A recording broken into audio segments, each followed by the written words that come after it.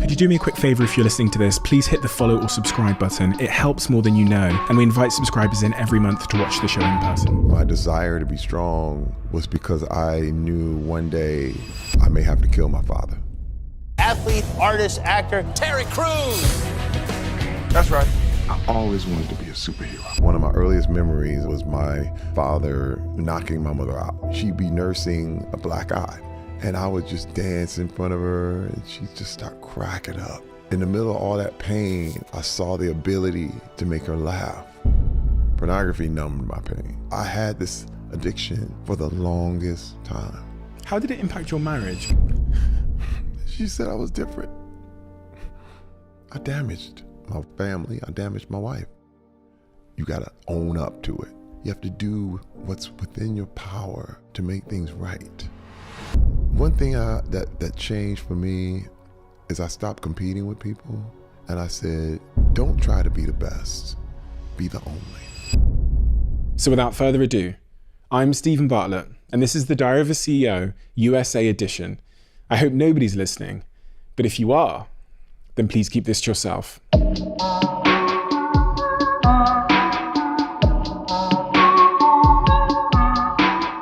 Terry, I always start these conversations in a very similar way, but having read your new book, Tough, I feel like it's never been more relevant to what I'm about to say. Reading through your new book, especially in the first chapter, it becomes so blatantly clear how our early context shapes who we become in many ways.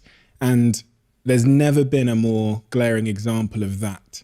So I feel like that has to be the place we start. Can you tell me about that context in which you were raised? Wow. First and foremost, I was raised in Flint, Michigan, and I was born in 1968. And I just want to give some context in the fact that Flint, Michigan was the Palo Alto of the United States. What I mean by that is General Motors was the most successful corporation in the world. And, you know, there were opportunities, there were money, there was homes, and people were doing very, very well, and the city was growing and blossoming. And my father was a foreman at Buick. During this time, he was a poor kid who moved up from Edison, Georgia, a town of less than 300 people, and went up north to work in the factory and became a foreman. And my mother was a housewife, and she was born and raised in Flint. My mom got pregnant with me before they were married, and they soon after got married. And what was so wild about that is that amongst all this, kind of opportunity, my father was very, very abusive. And, one of my earliest memories around, the time I was about 4 or 5 years old was my father knocking my mother out. And what was really crazy, he was an alcoholic. And here you have a man who he really never shared his past with me. I had to actually find out a lot about his past later on in my adult years. But I never really understood him, and he never really volunteered any information. And then my mother, however, was very religious. She grew up in the Church of God in Christ, which was what you would call the holiness movement. And it was, the term was holy rollers. And, she couldn't wear makeup. She wore her dresses down to her ankles. We were not allowed to go to the movies, not allowed to listen to secular music, not allowed to play sports. Basically everything that I ended up doing in my life, I was not allowed to do. And we were in church probably 6 days out of a 7-day week. So it was inundated with religion, a lot of guilt, a lot of shame, a lot of, God's gonna get you, if you don't, this is the way they felt they needed to keep you in line. So there was a very toxic mix in my household because here, my father was an alcoholic and my mother's religious. And so they always went at each other. because you weren't allowed to do what my father was doing. And my mother was always challenging him and yelling at him about it. And he would go off. And I just wanted peace, man. It was just violent. You know, I actually wet the bed until I was 14 years old because there was not a peaceful night. You know, I would wake up to screaming, wake up to glass breaking, shouting. One time I woke up, my father was bleeding. My mother had stabbed him, and the police came. And in that day, it was like, you know, there was no such thing as domestic violence, just like there was no such thing as alcoholism. Mm-hmm. You know, it was just he can't handle his liquor. I was kind of saved by my high school because it was a special school that allowed you to come because you had certain talents. And it was from 7th grade all the way to my senior year, and I had art ability. And one thing about being in this religious household is that I had a really vibrant imagination because we couldn't do anything else. So I would go to school and people would tell me about movies they saw and things that they were listening to and all this stuff. So then I would go home and draw it. So because I wanted to watch it so bad and be there so bad. And so I would start drawing. And I remember, you know, one thing my mom did let me do was comic books. And so I would copy the comic books and the heroes, and they had muscles. And I was like, one day I'm going to be like that. And but I also found out, which was so wild, a little bit later, even in therapy, was just that I found that a lot of my desire to be strong was because I knew one day I may have to kill my father because he was just that person. And it was intense, man. Like I say, it was a very, very intense upbringing. And I became this person who just wanted to keep the peace because anything to keep the peace. I became what you would call a pleaser. Like, Mom, what do you need to do? I'll be a good boy. I promise. I'll sing in the church. I'll sing in the choir. And then my father would come home. It was like, what, do you want another beer? Whatever you want. You know, I'll just make sure you don't get angry, you know? And it was just about, I was exhausted, you know? And I remember just being that tired. And it was a lot of work because I lost all my, like, who I was. It was dependent on who was around, and I was all of a sudden be what they wanted me to be. Did you ever try and intervene when your parents were having conflict? Did you ever try and intervene at a young age? He was too big. I mean, it was one of those things where I felt helpless. I felt 100% like I was so small. And you just look, and I have to say, my father, you know, even to this day, you know, we call him Big Terry. He was always Big Terry, and I was Little Terry. And this is how we referred to each other all over the house. And my older brother is my half brother. So he was smaller than me. And I just always felt tiny. I remember just looking at his hands, and they were big, giant, calloused hands. And the way he'd walk around the house, you just hear boom, boom, boom. You know, it was a drama. You know, it was like, man, this man could rip me apart. And I had a desire to get strong. I knew I had to one day would have to protect my mom, protect my family, because I remember the nightly news, and they would always tell you all the horror stories. You know, so-and-so kills his whole family, you know. I was always look at the TV and I would say, you know, I think my father could do that. I mean, this is not the thoughts a 7-year-old should be having. But I remember thinking, I wonder if he got mad enough, would he kill us all? You know, and because the rage would just flip.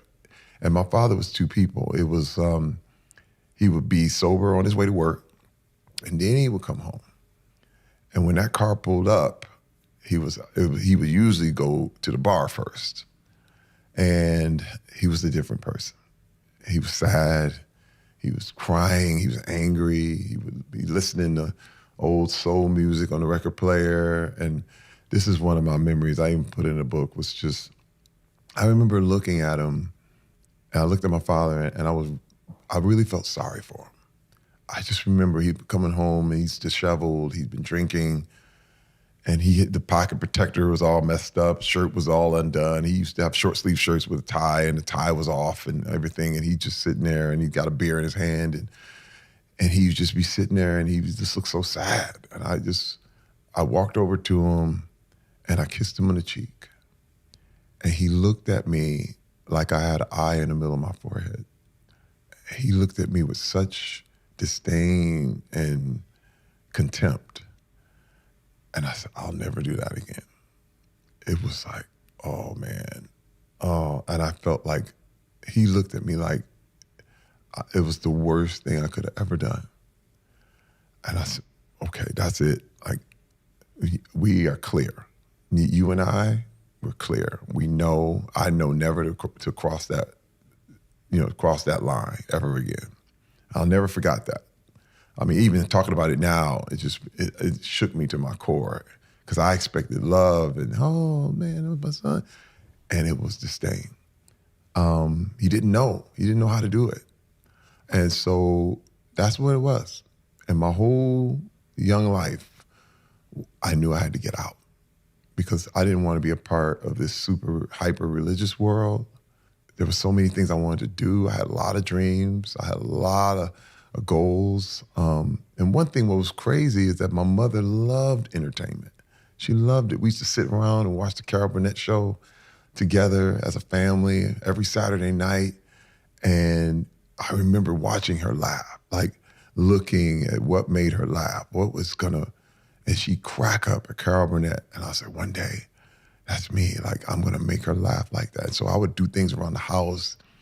And I remember she'd be nursing a black eye that my father gave her. And she'd have like some frozen peas on her face. And I would just dance in front of her and she'd just start cracking up. And in the middle of all that pain, I saw the ability that I had to make her laugh during all that. And I said, this is a power. In the middle of this kind of pain, that she's literally in tears laughing at her son, Mm-hmm. And I said, okay, this is how I'm gonna get by this. Again, the pleaser, just make everything better. This is gonna cool everything out, right? And that was most of my existence as a little boy growing up in Flint, Michigan. That's the context. Did you ever find out where that pain you saw in your father originated from? I did. And you know what's crazy? I only found this out literally like a year ago, which is nuts because he would never answer me. There's so many things I never, ever, he never answered. I would ask, but no big deal, And I did a show with Henry Louis Gates called Finding Your Roots. And he went into my family's past.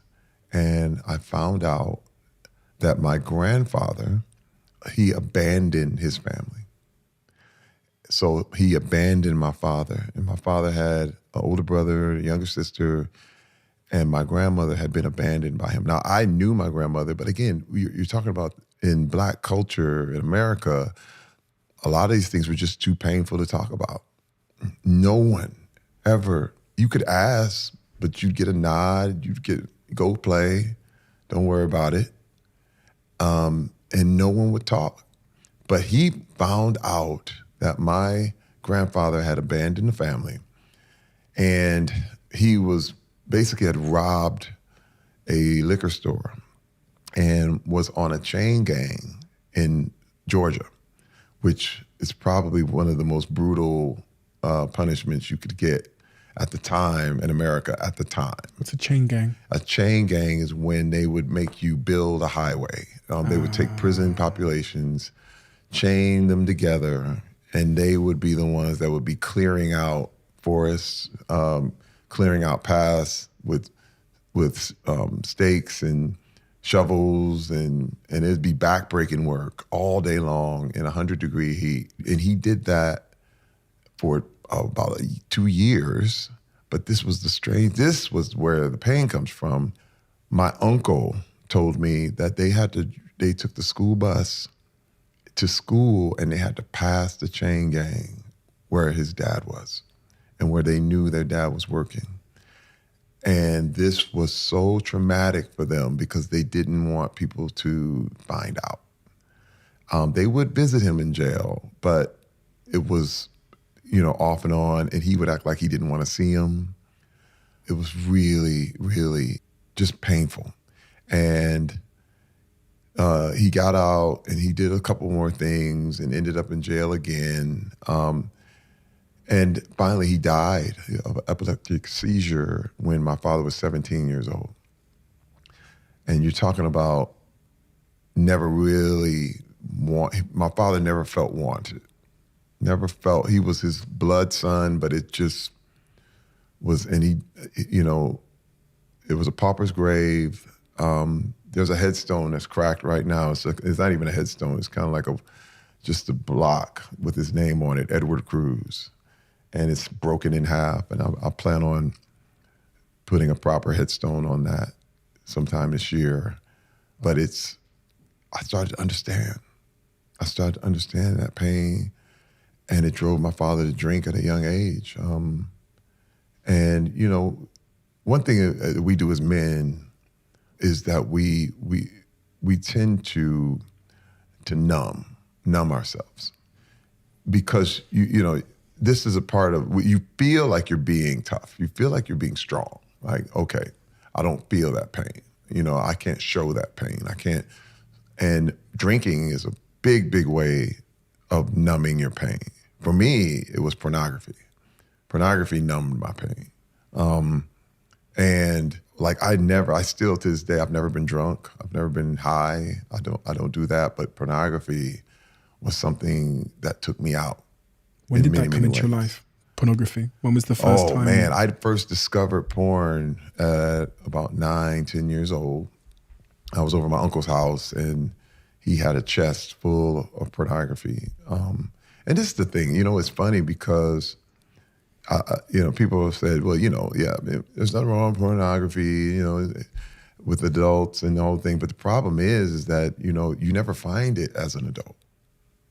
I don't know anybody who found pornography as an adult. You always find it as a child. It's everywhere.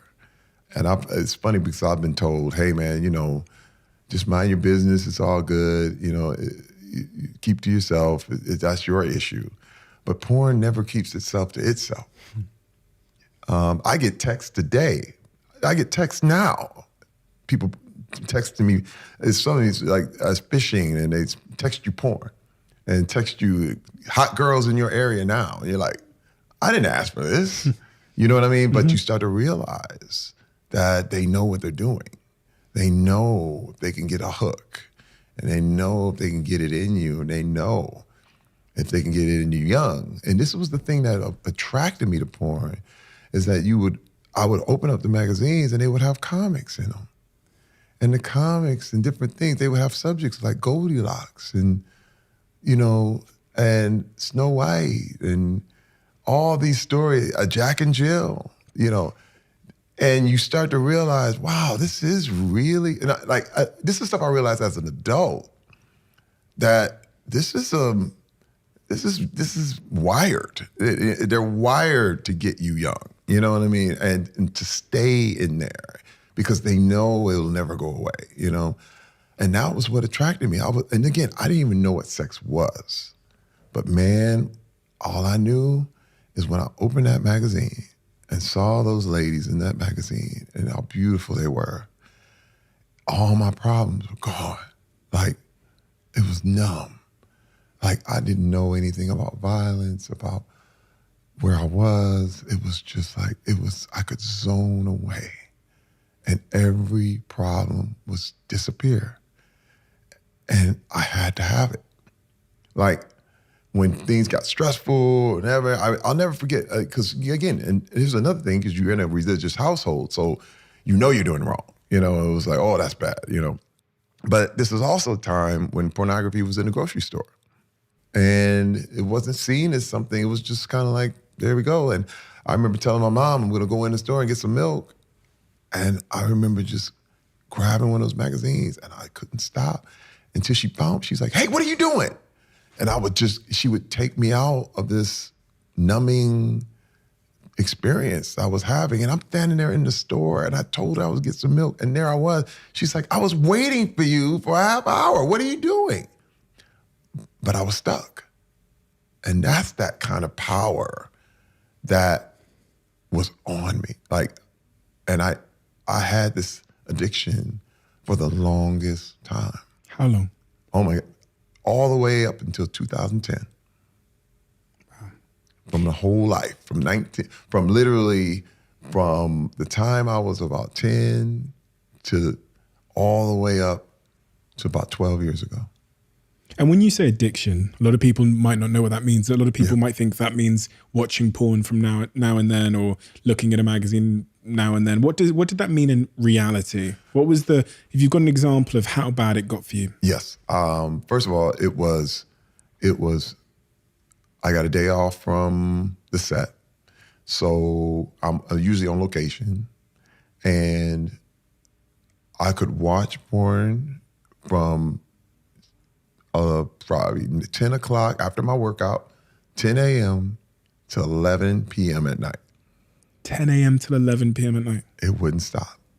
And I couldn't stop. And I would go from one to the next, to the next, to the next. And it was, and the fact that I knew that I was in a different place and no one would know me and no one cared, I could indulge and just, it was what you would call a splurge. Like it just couldn't stop. I couldn't. When day turns into night and you're still watching, I knew I had a problem. And when you tell yourself I'm not gonna do this anymore, and then you go right back, because what was happening, I found, is, with the porn, it was like I would say, okay, I'm done with that, whatever, and I would feel guilty. But with guilt comes shame. And with the shame says, and shame doesn't say you've done something bad. Shame says you are bad. Like, this is who you are. You're just bad. So what you would do is do a bunch of good things. And you would just work hard, and I go good for like 3-4 days, and then you need a reward. And what is that reward? Because you did so good. It's porn. And so you go back in, and the cycle starts all over again. And I found it would just keep going on and on and on. How did it impact your marriage? Because you got married in 1989. Yes. Listen, first of all, I got married in 1989 to the most beautiful woman on earth. And Rebecca, I met her, she's from Gary, Indiana. We met in college. I actually met in church, which was wild because I vowed I wasn't gonna be religious, but what was wild is that I couldn't get away from the things I felt and the things I was used to. And so I went to church and met her, and she was on the piano, and she was the church leader, the worship leader. And she had a child, just like my mom had a child. And it was a little girl, and she was only 6 months old, and we got married when she was 2. And this was the thing. I thought that once I got married, the porn would go away. I said, man, I got a real woman now. Oh, I don't have to tell her about anything. We just gonna, it was a phase. I'm gonna be out of it. It's gonna be great. And then the first argument, well, do you feel like it? No, I don't feel like it tonight. Okay, I'll be right back. Oh, the first sexual conflict. Right. I'm going out to get pornography. And I thought it would I thought it was going to be my answer to what it was, but I realized it didn't. And I decided that was going to be my secret. And then you develop a thing where you think if you're in secret, everybody's in secret. Like, I'm sure, this is just the way everybody is. It wasn't until I got into therapy that I realized, I said, no, not everybody's like that, Terry. I was like, wait, what do you mean? Like, you don't do that? It was a surprise to me. But it was no different than any other thing that would numb you, be it alcohol, be it drugs.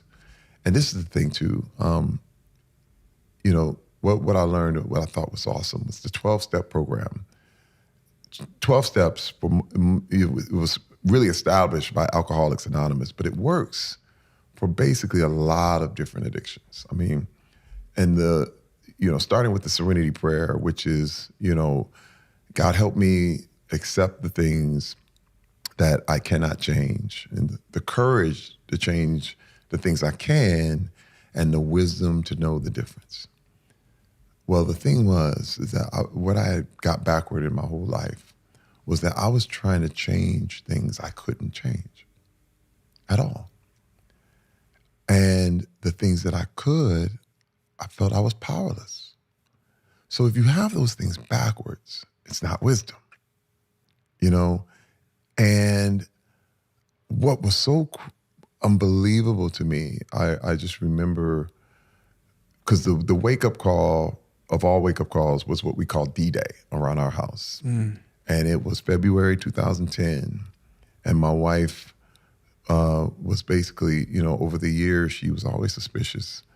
But what had happened is 10 years earlier, basically in 2000, I had went to a massage parlor and got a hand job and cheated on her. And man, I vowed that I would never tell a soul. Like, I was so hurt. I couldn't believe I did that. Like, you think I can only do this and that, it's going to stop here. But it just fueled the want for more. And I actually crossed the line. And when I crossed that line, I couldn't believe I did that. And I said, I'm going to go to my grave with this. I said, no one's ever going to know. And that's just the way it's going to be. Well, years go by, but my wife was always suspicious. Like, what's up with you, Terry? And I'm like, I'm good. And I remember starting arguments so she would stop talking. Because what happens is one lie turns into 2, turns into 100. And over 10 years, you start to forget which lie you told. Things start to conflate and mixing up, and the pornography never stopped. It would be at a lull, but I go like a month and be like, oh wow, I'm good, and then and man, it all culminated. I'll never forget. February 2010, she was like, "What is it I don't know about you, Terry Crews? There's something I don't know. I can't." Man, it broke me. Because we were on the phone, literally. I was in New York, she was in California, and I was working on a project. And now, this is another thing I want to say. I was very successful. Very successful. You talking rich, making money, famous, popular. Everybody loved Terry Crews. It was like, wow, Mr. White Chicks, Mr. This, that, it was phenomenal. Money was rolling in. We were doing well.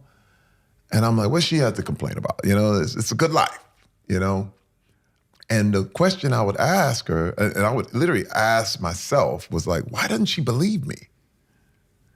When the question I should have been asking is, why am I lying? It's two different, it's the context the same, two different views, And I had blamed her for not believing me. That's how deep it goes. And I'm gonna tell you, success is the warmest place to hide. Because no one's gonna call you on your shit. Nobody's gonna say, hey, maybe you should. You get a lot of sycophants. You get a lot of people telling you, you're right. I had tons of people like, man, you good. In comparison to everybody else, oh my God, you never hit your wife. You bring the money home. You do all this stuff. But I was not real. I was a lie. I was living a lie. And when I told my wife, I heard this gasp on the other end, and I was like, oh boy, I think it's over. And she said, I'm done. She said, I don't know who you are. I have no idea. Because see, to me, it happened 10 years ago. But to her, it happened today. I had a few words to say about one of my sponsors on this podcast. As the seasons have begun to change, so has my diet. And right now, I'm just going to be completely honest with you, I'm starting to think a lot about slimming down a little bit, because over the last probably the last 4 or 5 months, my diet has been pretty bad. And it started to show a little bit. Really, over the last 2 months, I go to the gym about 80% of the time. So I track it with 10 of my friends in a WhatsApp group and this tracker online that we all use together. We call it Fitness Blockchain. And I'm currently at 81%. So 81% of the days I've done a workout in the last 150 days, right? So I'm going to the gym about 6 times a week. That's been a little bit impacted by the Diary of a CEO live tour, but I'm trying to stick to it. And so one of the things I'm doing now to reduce my calorie intake and trying to get back to being nutritionally complete in all I eat is I'm having the Huel protein shake. Thank you, Huel, for making a product that I actually like. The salted caramel is my favorite. I've got the banana one here, which is the one my girlfriend likes. But for me, salted caramel is the one. What did you tell her? I told her that I went to a massage parlor in Vancouver and I got a hand job. And I said, it happened. I told her like 10 years ago. It was a long time ago. This is the one thing you don't know. Why did you tell her on that day? Because she's always asked me. Like, this wasn't the first time.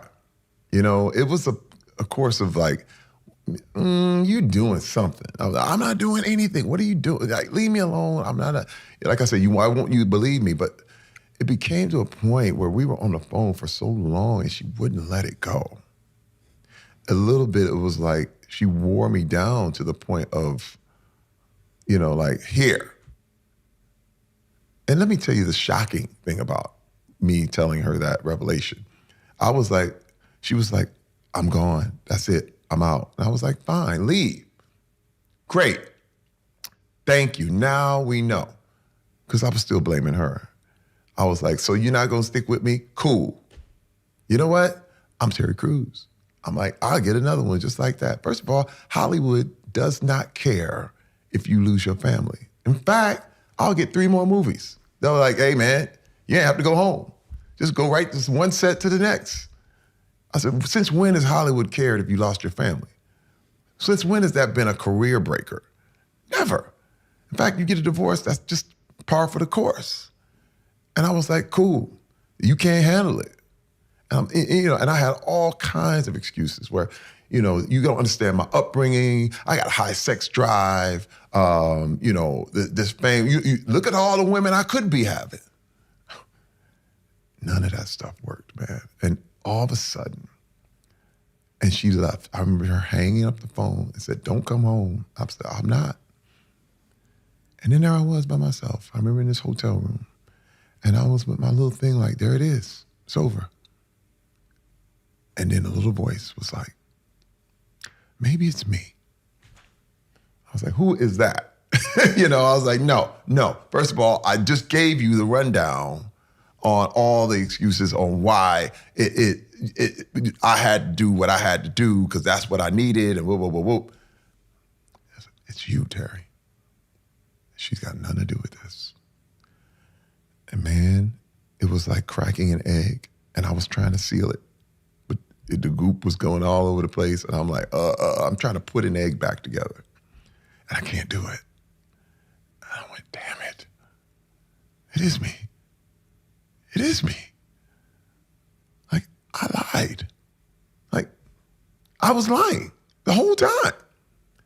And what I presented to my wife was an image, and she was married to that, but she wasn't married to the real Terry Crews. She was married to the picture. She didn't know. And let me tell you, man, one thing I learned, which is so important and incredible, after all this, and once me and my wife rebuilt our marriage, like literally from the ground up, I learned that intimacy is the only thing I'm looking for. And when I say that, intimacy really means that someone knows you, all your stuff, everything about you, good and bad, and loves you anyway. That's all every man is looking for. First of all, your mama does that. Your mama knows everything. And she loves you anyway. That's why your love for your mother will never dissipate. A good mom. A good mom is always somebody that you put on a pedestal. Why don't men invite or allow that level of intimacy? Well, first of all, it requires vulnerability. It requires you. You can't get intimacy without vulnerability. It's impossible because you're going to have to tell your stuff. And imagine the problem. Because if you can't tell, you'll never find intimacy. So, but that's the only thing you're looking for. So what happens is you get sex. Sex and love, two different things. Lots of sex. And it's always unfulfilling because you're not getting what you need. You know what it's like? Drinking salt water. You drink salt water, tastes good, feels like you're getting hydrated, but you're slowly but surely dehydrating yourself. There's this almost apparent paradox between when you're a man, you think that masculinity is the opposite of vulnerability, right? Right. And you think masculinity is attractive. And also in your case, it can be our self-defense through the hardest of times. So the thing that ends up was our self-defense and helped us to survive ends up being the thing that stops us from being able to thrive, right? Isn't it wild? Isn't that wild? And that, like, at some point, I see it on this podcast. The example I give is Patrice Evra, who was the famous Manchester United football player, champion. He won all the titles. Tough guy, right? Grew up on the streets of France where there was gangs and he was sexually abused, and he was in a household where his brother had an overdose, and he was around that environment, and he built this like tough exterior to help him get through that. Yeah. But then he gets into his later life and has kids, and he's cold with his kids and he's cold with his partner. And then one day his wife's nagging him and saying, "What's wrong with you? What's wrong with you?" And he cracks. And at 40 odd years old or whatever he was at the time, he, for the first time ever, tells someone he was sexually abused by his headmaster, and about all that pain that he'd been, he'd held behind that shield of his masculinity. And until then, he describes the same thing. Until then, he wasn't able to have a real intimate relationship with anybody. That's right. And I think it's interesting because so many men listening to this, and I was definitely one of them, would have used masculinity, or what we think masculinity is, as a way to survive and to fit in and to get through. And then it gets in our way later. Well, I mean, everything works until it doesn't. Drugs work until they don't. My pornography addiction worked until it didn't. Did you tell her about that? Yes, I told her everything. We had a thing, and this is what we required in therapy, was the term is disclosure. And you have to answer every question she has, truthfully and honestly. And I'm gonna tell you, man, it was like shooting her. It was like shooting her. What was wild, I remember in the NFL, that I look back on and I thought were, moments of camaraderie, but it was really disturbingly twisted. And that, we would land a plane, you go to the strip club, and all the guys you feel like, okay, they're like, man, we're going to the club, we're going to Magic City, Atlanta, we doing it. And you're like, okay, we going down there, and you go into the club, and all of a sudden there's girls out there and they're doing a thing. And then all of a sudden one of the girls will come off the stage, and then they want to talk to the players. And it's like, hey, how you doing? I got my kids and I'm doing it. And it's like, stop. You're ruining it. Because she's talking kids, she's talking life, she's talking stuff. The problem was she was becoming a human being before our eyes. Just get back up on the stage and be a doll, be a picture. Because pictures don't talk back. You know what I mean? Like humans do. But you be a mannequin, and we can manipulate you any way we want, but don't talk, because you're ruining it. And when I say, I've said this before, and a lot of people got on me, but there was a thing where we didn't really think women were as human as men were. That's a horrible thought, but it was everything that I was taught. In my culture, it was like, hey man, when you gotta understand, growing up in Flint, in the hood, the whole thing was like, hey man, you better tell your girl something, you better get her in line. And you owned your family. Not like you served them, you owned them. You owned your girl or girls. You know, the pimp mentality was praised. Like, oh, what's up, pimp? Oh, that's my pimp right there. I mean, these are fathers to kids. One of my best friends, you know, his dad took him to a prostitute just to make sure he wasn't gay. Huh? You're talking about severely abusive behavior. And I even, you know, this is another thing, I even bring it up in the book.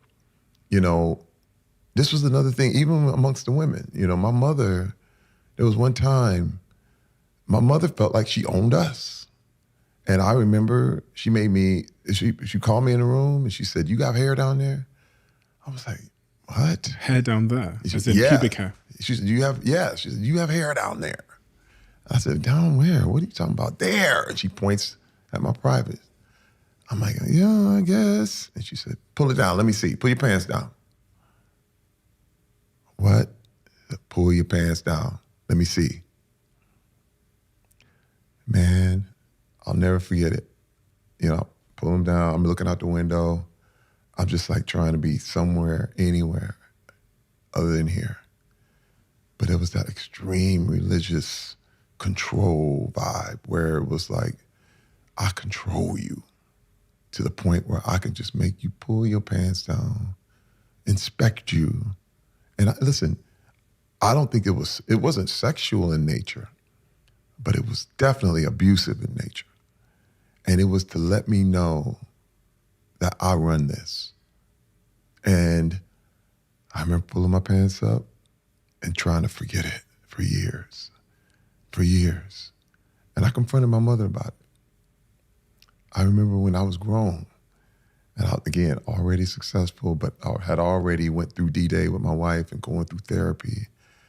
And I called my mother. I said, do you remember when you made me do that? She said, do what? I said, Ma, remember? She said, I didn't do that. I said, Ma, you did that. And she denied it. And then my sister came in and was like, why are you trying to break up the family? You trying to do all this stuff? And I was like, I didn't make this up. And she said, well, if it did happen, I was young and stupid, and you know, and she just tried to excuse it and this thing, because it's too painful. It's too painful. No one wants to know they hurt their kids. But it happened. And it was part of me getting through every little bit. And see, I called the book tough because, remember I brought up the fact that, you know, the courage to control the things you can. You can. There's a lot you can control about yourself. See, I was literally helpless. To do, like, whichever way the wind blew, Terry Crews was going. What else can I do? This is another thing where you could bait me into anything. I could, you know, another thing here in my culture, it was that, you know, if somebody called you nigga, you knock them out. No matter what, no questions asked, don't even hesitate. You supposed to, and they would tell you, hey man, anybody call you nigga, knock them out.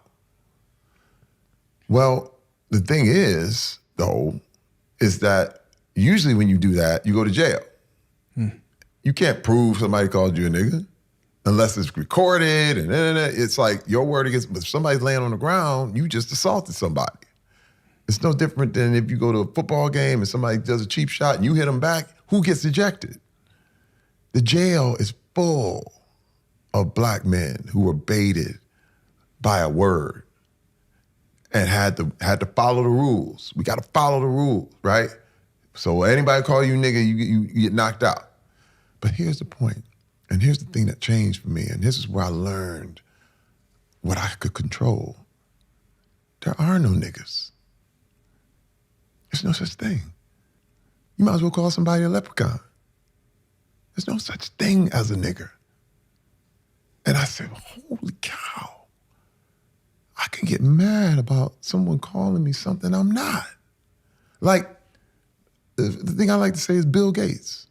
If you call him broke, he just look at you and go in his helicopter and fly away. You know what I mean? He wouldn't even be threatened by that. But here's the thing. If you really do think you're a nigga, that's when it affects you. That's when you want to fight. And I said, but I'm not a nigga. And I realized that there was so much I could let wash off because I examined it and I put it to the test. But you got to be tough to do that. When you look back on that period, what was your lowest moment? Mm-hmm.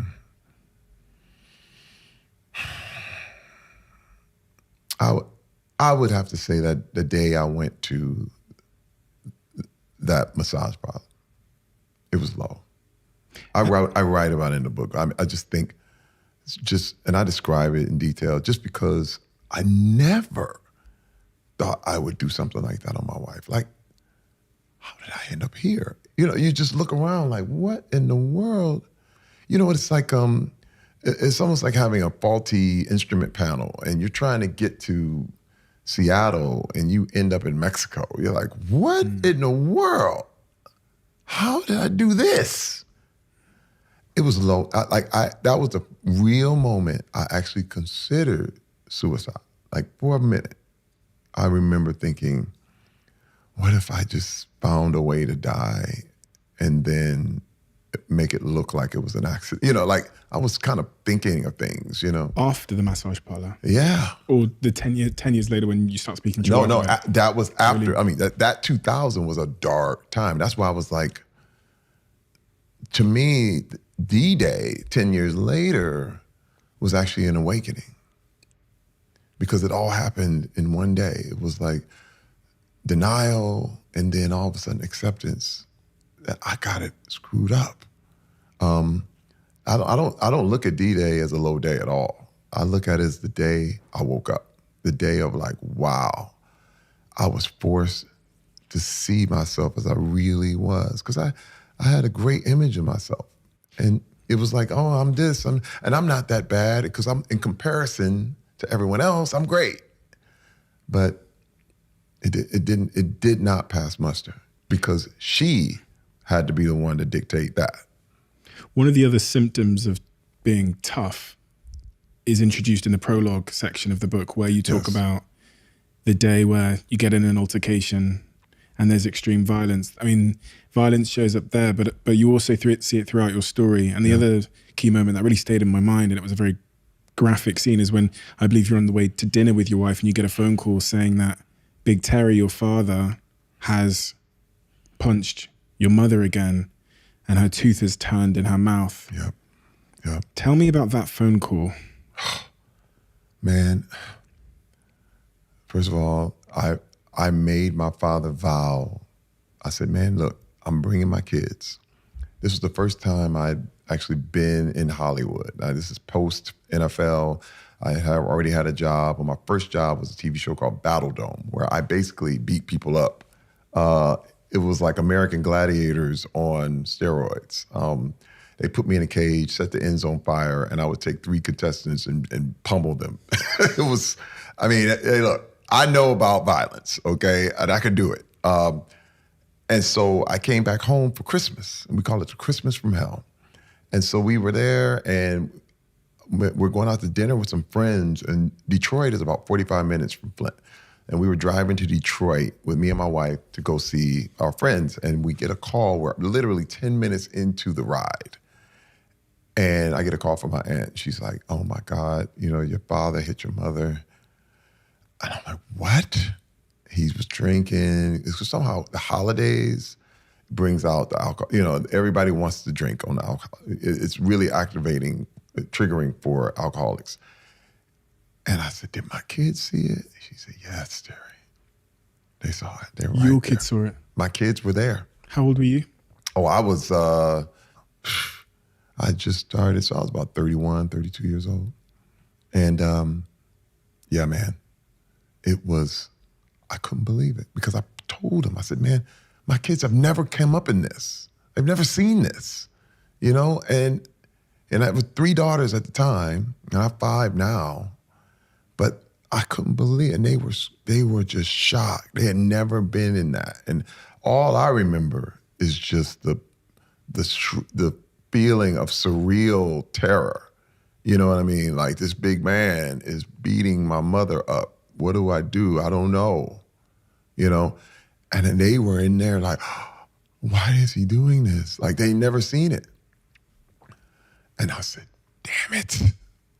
Man, I did a U-turn. I said, listen, take the kids, take them over your house, make sure it's just me and Big Terry in that house. Understand? Make sure of it. She got the kids out, the whole thing. Dude, I roll up in that house. I said, hey, man, didn't I tell you? He said, oh, man, shut up, man. Get out of my face. Pow! Hit him dead in his mouth. And there it was. I was like, man, all those times you beat my mother up, all those times I was running around 5 years old, scared, couldn't do nothing, froze up. I'm bigger than your ass now, huh? How you like that? Pow! Pow! He's screaming at me to stop. He's bleeding. He's screaming, and I'm just wailing on him, man. And I'm like, no, how you like that? This is how she felt. And you're crying while you're doing this. I beat his ass, and I'm in tears. But listen to me, man. It was nothing. It was empty. Like, nothing. I thought, there it is. I got revenge. Revenge is complete. And it was hollow. It was like an empty box. It's like a big box with a giant bow on it. What now? I was like, you just beat up your dad. Big deal. It didn't settle the score. Didn't change him. Didn't fix my mother's tooth. Didn't do anything. My mother moved right back in. I was like, what the hell? And so I didn't come back home for 10 years after that. I was like, I remember just being shocked. Like, this was supposed to be so good. This was supposed to be so sweet. It was nothing. It didn't work. And, you know, one thing I discovered, even in writing this book, was that you can either have success or revenge, but you can't have both. Success would have been transcending that moment, taking your mother out of there and just leaving him alone to his own devices. Because that's a punishment. You let these people do it. You know, these kind of people, that stuff doesn't work because it just makes them more angry. You know what I mean? It makes the whole world blind, doesn't it? It makes the whole world blind. But success is when you leave. But revenge is quick. I'm going to have to say this because there was a time when I was Will Smith, when you could say something and I would have walked up on that stage and smacked you. But when I learned how to be Chris Rock, when I learned how to keep control and actually not let things descend into chaos, because that's what that could have been. When you look at Chris, and imagine if he'd have fought back, there would have been no recovering. That would have been the end of the Academy Awards. It already was, by the way, but it would have been complete bedlam. Quick one. As you might know, Crafted are one of the sponsors of this podcast, and Crafted are a jewelry brand, and they make really meaningful pieces of jewelry. And this piece by Crafted, when I put it on, for me, it represents courage. It represents ambition. It represents being calm and loving and respectful and nurturing, while also being the antithesis of that, seemingly the antithesis of that, which is sometimes a little bit aggressive with my goals and determined and courageous and brave. The really wonderful thing about crafted jewelry is it's super affordable. It looks amazing. The pieces hold tremendous meaning and they are really well made. What was the process for you to become that man, to take on your ego? And I remember reading about the moment when you're on holiday and your daughter spills her drink, and Yes. and you would have reacted It was with... actually my son. It was my Was son. your son? Yeah. Spills his drink, and you would have normally reacted with anger or being mad at that moment, but your wife actually noticed that you didn't, and she said to you, "You've actually changed." That was the moment. Wait, first of all, What was it that changed you? What was the process? you know, remember this was years in, okay? And it was small, minor changes, just one after the other, one after the other. It was a process of constantly examining. You gotta understand, like, there was a moment where I would walk outside and it would look different. Like the sun would look different, and it was weird. I'll never forget coming out of therapy, and this guy was like, they were like, "Terry, you have to learn how to tell people no," because I was a pleaser. And so I remember being at dinner and people would be like, "Can I get an autograph?" I'm like, "Yeah." And I would sign autographs for an hour with my family there. My wife was like, "Terry, we're here. We can't even enjoy it." I was like, "Yeah, but these are my fans. These are the people that pay our bills." And then she's like, you can't tell them no just for an hour?" And I couldn't, because I was like, I got to please. And I remember being in counseling, and the counselor asked me, she said, "What if a director told you to do something you didn't want to do?" I said, "Well, I have to do it." And she said, "No, you don't." I said, "Yes, I do." She said, "No, you don't, Terry." I said, "Well, I'm an actor." She said, "Yeah, but you don't have to do everything the director tells you to do." I said, "Yes, I do, because I'm an actor." And she's like, No, you don't." She said, "Terry," I said, "you don't have to do that." I said, "But I would lose my job." And she said, "Well, get another job." I said, "But I'm an actor." And she said, "Terry, you don't have to do what you don't want to do." I didn't know, especially since I was such a pleaser. It was one of them things, well, yeah. And I'll never forget, this guy came up to me and said, "Hey, man, can I get an autograph?" And I was going to do it. I was going to practice. And I looked at him, I said, "No." He said, come on, man. I said, no. And I went crazy. And the guy was like, "Dude, relax, man." And I was like shaking. It was the first time I was exercising this no. And I was shaking. I got back in the car and I said, you gotta understand, I thought I was going crazy. But what I was doing was dissecting and piecing and understanding who I was and what made me tick.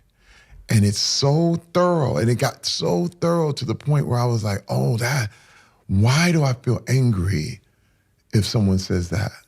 Or why am I insulted? Why? Is it me or is it them? And once I started asking these questions, I could let it go. And I was like, oh man, that's got nothing to do with me. But whereas before it was just, you insulted me. And dude, the process of doing this kept going on and on and on and on and on and on, to the point where when my son spilled that water, I knew he was innocent. Whereas before, he would be guilty. Whereas before, man, watch where you going. You got to pay attention. If you don't pay attention now, then you spilled this water all over the place, and then you know how much this costs? Then I would have went off. You know how many, I can't count to you how many family gatherings I ruined, how many, theme park outings I've crushed, people in tears. I'm going back to the rule because everything had to be perfect. Everything had to be the way it's supposed to be, and then you didn't do it the way I wanted. It was hot, my way or the highway. But dude, that moment he spilled that water, and I was like, oh man, it's okay. It's all right. Dude, everybody at that table was like, are you serious? And my wife looked at me.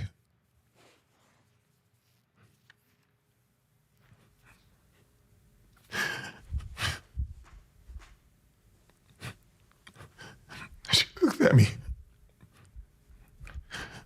She said I was different. And I knew I was. After all we've been through, I'll never forget. She said, Terry, you're different. She said, Terry, I'm with you. She said, I love you. I said, oh, God, I stuck with you because you were willing to do the work. And it was,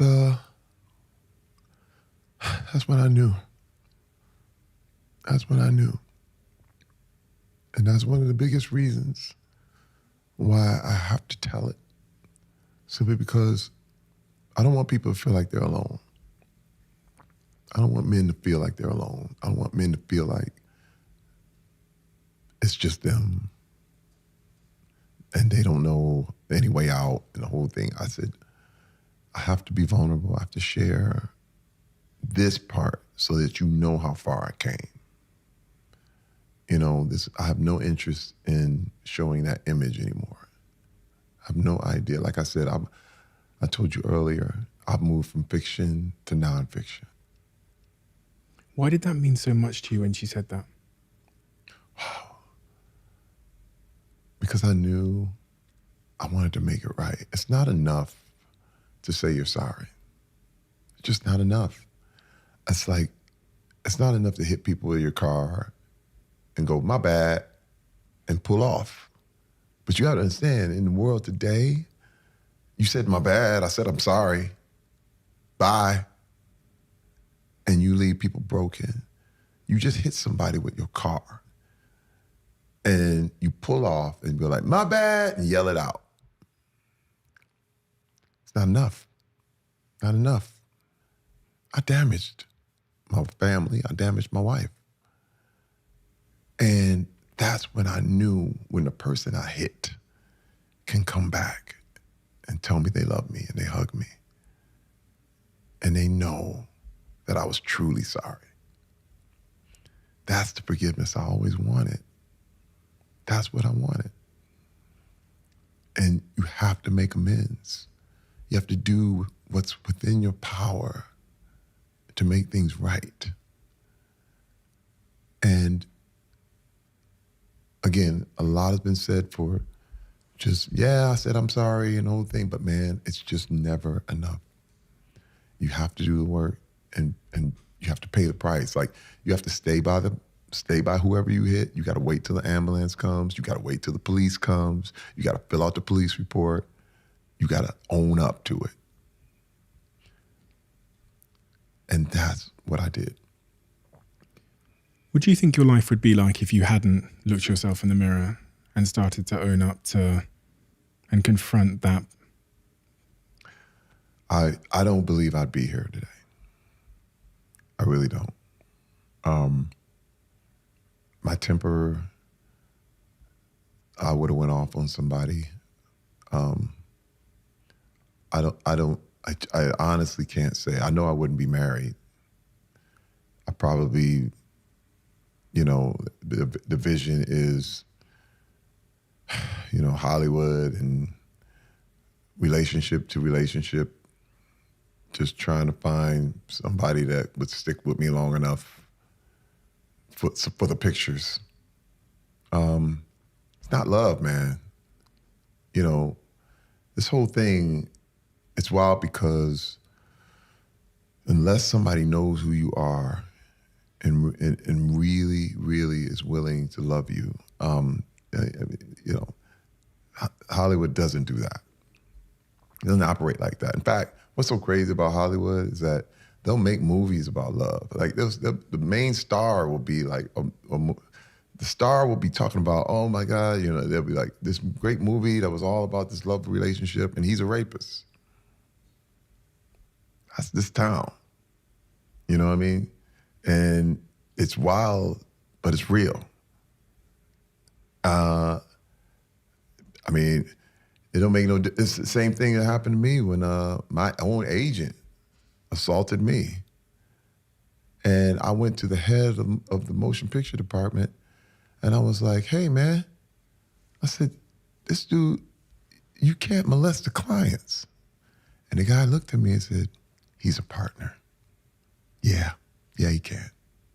Your agent at a party, well documented, yes, came up to you and started groping. He grabbed my privates. He grabbed my dick, basically. And I'm like, yo!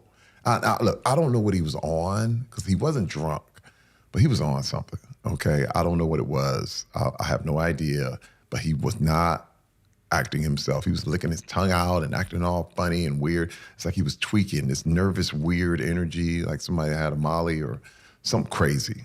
He was not there, okay? And I was just like, man, he was looking at me like, oh my God, like, I don't know what was, and his wife was there, and my wife was there. And again, it was really weird because here we are in this really, Hollywood party, hot, famous people everywhere. And here he's Stallone's agent, he's Eddie Murphy's agent, he's Adam Sandler's agent, he's the head of the motion picture department at William Morris Endeavor. And he lost his mind. And look, I pushed him off, he comes back again, I push him off again. I'm like, yo, man, get the fuck off me, man. And he starts laughing. And I'm going, what? Now I'm feeling so crazy. Now, I'm about to put my hand through his head. And my wife, I looked at her, and this is where I went to, because my wife had seen me. There's a long trail of people who've been knocked out by Terry Crews, okay? So she looked at me, but there was a time, a long time ago, she made me promise that I would not be violent anymore. And that was part of the therapy. It was part of what we're doing. And I realized this was another trap. This was no different than being called nigger. This was no different than a pull and a bait that if I went for it. And what's so crazy is I ask people the question, like, if I had knocked him out, because a lot of people say, you should have just done it, man. What's wrong with you, man? You weak. But I go, would you have believed me? No. Even you, the people who say that I should have done it, would you have believed the story that this guy grabbed my balls and I wailed off on him, and he happens to be the head of the motion picture department? Why would he do that? Terry Crews, big superstar, probably got drunk, probably knocked him out because he got angry. Hey man, nobody would believe that. But you believe me now because I didn't do it. When people take that, you took that to your agency, the head of your agency, and you told him what had happened, and he said, well, he's a partner. And he said, listen, this is what I'm going to do, Terry. He said, I'm going to take his title, and he's going to be suspended for 30 days. And I went, huh? So you're going to send him on vacation? Was he giving you that fake energy? Oh, when they're fake handling it? It was as fake. It was like dealing with the devil. And first of all, when I met with him, he was like, I'm going to give you a meeting. As if he was going to let me grace his presence. Because, he owns all these people in Hollywood. And I'm like, what the hell? When people talk about why they didn't come forward, they often mention an element of fear. Yes. For what that powerful individual might do to their career or their life. Or what happened is, even right after it happened, he told me the other day that Adam Bennett called me. He was like, I'm sorry, I was drunk, and blah, blah, blah. I said, hey man, you got to be held responsible for what you just did. I don't know what's up. So what's up? And so everybody told me we're taking this very seriously, and we're gonna get back to you with what's gonna happen. Nothing happened, right? So a year later, when the Me Too thing happens, I snapped because I knew nothing was going down. They let him get away with it. And so when I met with Ari, I said, hey, Ari, I said, man, first of all, you wrote a letter to Mel Gibson demanding that he be kicked out of Hollywood for anti-Semitic remarks. You wrote a letter to the Huffington Post. You can Google it right now, and it tells how he needs to be kicked out. I said, look, anti-Semitic remarks, as reprehensible as they are not illegal. I said, but sexual assault is. I said, I don't care. You're talking about a 30-day suspension. I said, man, you can't molest the clients and come back to work ever. I said, if somebody in the mailroom did this, they'd be out. How much more the head of the agency, a partner? I said, what are you saying? He said, it's different. And you know what it reminded me of? It reminded me of the standing O that happened to Will Smith. It's different. It's Will Smith. Chris Rock standing over there, nobody goes to him. He's standing all by himself. But who's bigger? Who's got the best light? We love Will. It's different. And I said, dude, no, it's not. No. And I said, all right, man. I said, you really want this? And he said, hey, man, it is what it is.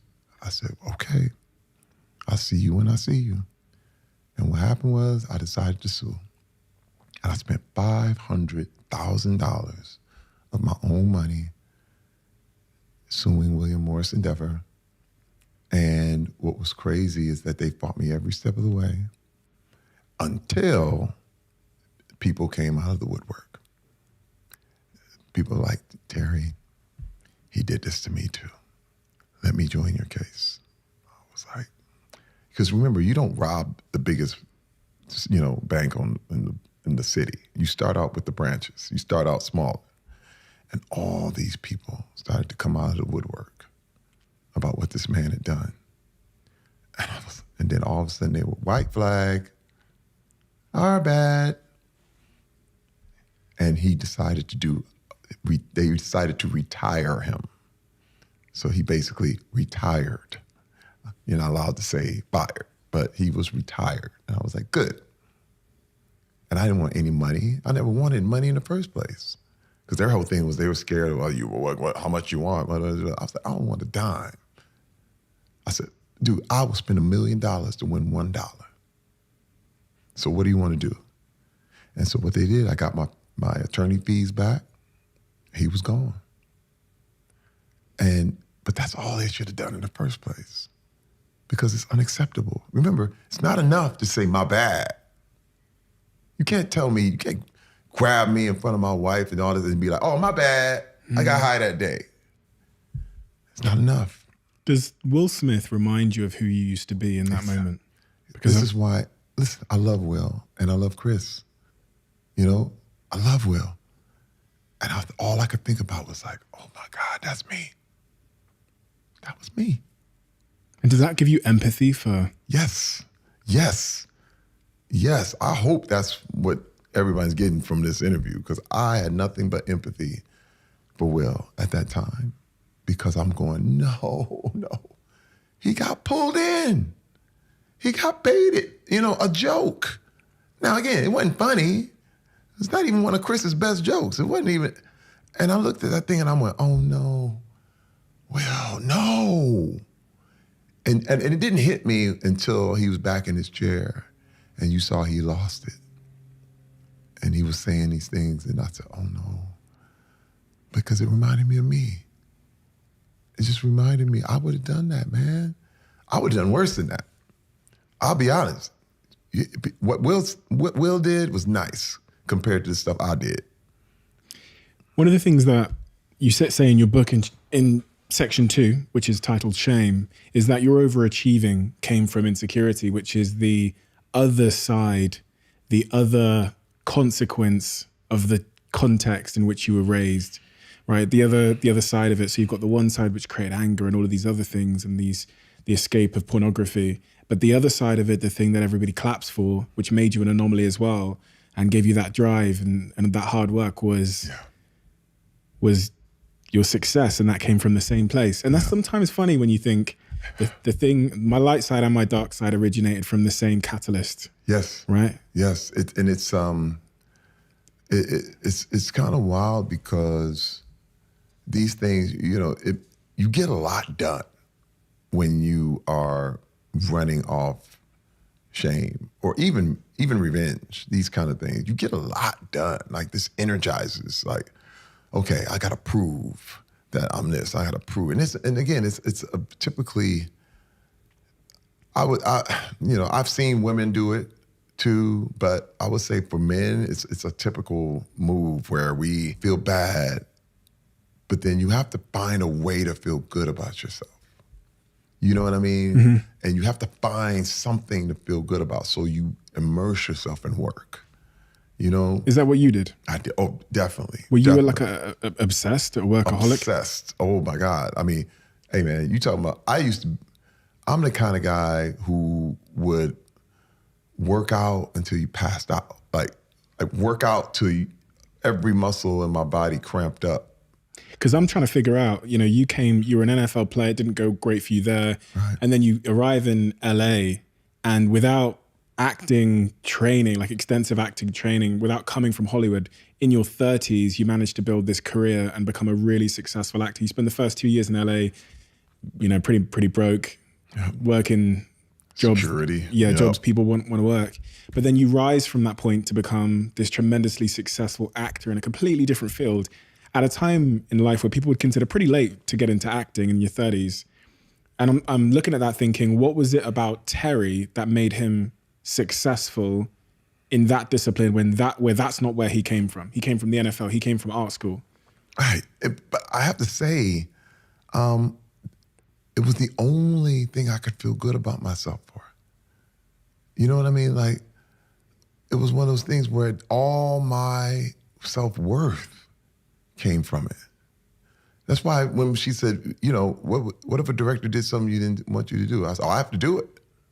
Because everything, I was wrapped up in their opinion of me. You see what I mean? So you go farther than that. You do that. You go. It was people going around the block once. I go around the block 4 times. So I remember even being on security. We would stand for 12 hours straight, And so I remember just being this person who, they were like, we can break you for lunch, but I would bring my own lunch and have it stand right there, right next to me, and I would jog in place. You would jog in place? Oh yeah. I mean, I was going to get the workout in, and I said, I'm never going to let my body get down. Because see, remember, like, Mom, I'm going to be the best kid. I'm going to be the best kid in the church that you ever seen because of the pleaser thing and the whole thing. And then the shame would make you bad again. And always knowing and feeling in your heart that at your core, you're bad. So you must never get there. In fact, do so much, you never be alone. You know what I mean? Do so much that you don't have to face yourself. Because then things start to fall out. Then things start to fall apart. So, I had like 3 jobs at the same time. There were times I would sleep on 4 hours and I would get up and do the security job, then I would go to my bouncing gig, and I would do 2 or 3, I would try to get another gig on the other side. And then even as an actor, it was actually illegal. I was doing 3 movies at the same time one time. You can't do that. But I didn't tell anybody, but I was that focused. I was like, man, I'm here. And I can show them, I can be beyond. And see, for me, it was like, you have to understand, the NFL, for me, it was not about catching ability, throwing ability. It was my ability to take tremendous amounts of pain. That was a skill in the NFL. I could take a lot of pain. I could endure a lot. And so I was like, I'm just going to be unstoppable. When you start doing the work with the therapist and you start unpacking a lot of this stuff, how does this change your relationship with work? It became where, hey man, you're good because you're you. And then the default, because this is another thing and one thing our therapist really highlight for me was, have you ever seen a child is not bad? And it hit me that if that was our state, then children would be evil. All children would be evil. But no, all children are good. And it's programmable. And so what I did, I put a picture of myself on my desktop in my computer, and then I had even printed it out, put it in a little frame, and it was me at 6 years old, like my little 2 teeth missing. And I was like, that's you, man. I get choked up looking at it because it's like, even I think about it, I'm like, that's still you. That little good little boy. What would you tell him if he was sitting right next to you? If he was sitting right next to you, what would you tell him?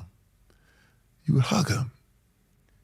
You know, the little boy who kissed his dad and got shunned out the room, you would be like, man, it's okay.